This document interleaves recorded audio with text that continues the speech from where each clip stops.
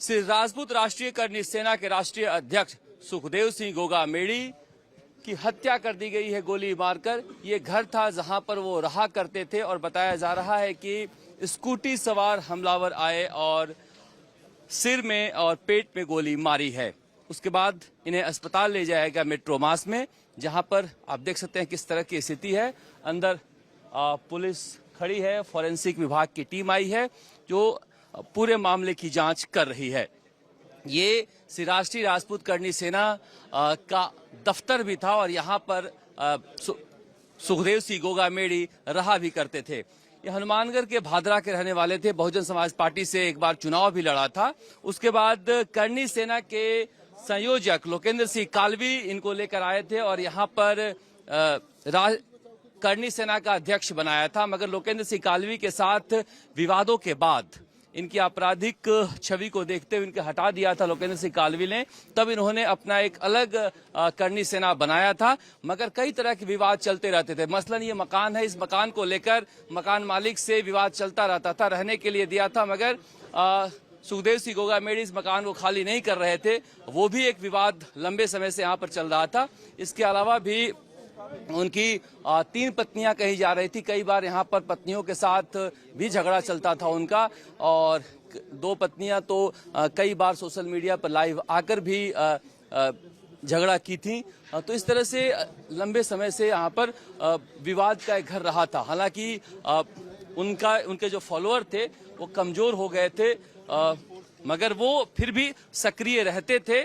ज्यादातर आजकल कांग्रेस पार्टी के संपर्क में थे चुनाव के दौरान। और ये दफ्तर है जहां पर रहा करते थे। पुलिस फोर्स जो है बुलाई गई है क्योंकि आशंका है कि उनके समर्थक यहां पर आ सकते हैं।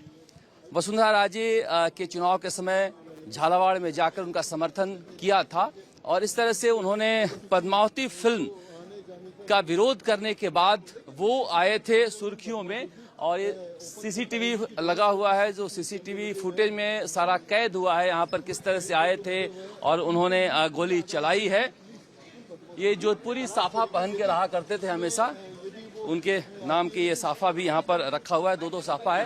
3 लोग यहाँ आए थे। यहाँ बाहर से सूचना दे दिया कि मिलना है हमें सुखदेव सिंह जी से। तो सुखदेव सिंह जी से उनका जो पीएस जो सिक्योरिटी है वो जाके पूछ लिया। तो उनका अनुमति मिलने के बाद तीनों लोग अंदर गया। वहाँ करीबन 10-1 मिनट उनके साथ बातचीत किया। 10-1 मिनट के बाद उनके ऊपर फायरिंग किया। उस फायरिंग में सुखदेव सिंह जी का डेथ हो गया। उनके बगल में जो सिक्योरिटी खड़ा था उनके भी गोली लग गया। वो अभी हॉस्पिटल में आईसीयू में है। और इस क्रॉसफायर के दौरान 3 हमलावरों में एक का भी डेथ हो गया। तो वो जिसका डेथ हो गया उनका नाम है नवीन सिंह शेखावत। वो है यहाँ का मूल रूप से शाहपुरा के पास का रहने वाला है और अभी जयपुर में निवास कर रहा है। क्या करता था सर? ये कोई दुकान करता है, कोई छोटा मोटा कपड़े का दुकान करता है। तो जो भी हो, हम उसका उस लीड है। हमारे पास सीसीटीवी का फुटेज है। जो टोटल घटनाक्रम है वो सीसीटीवी में कैद हो गया है और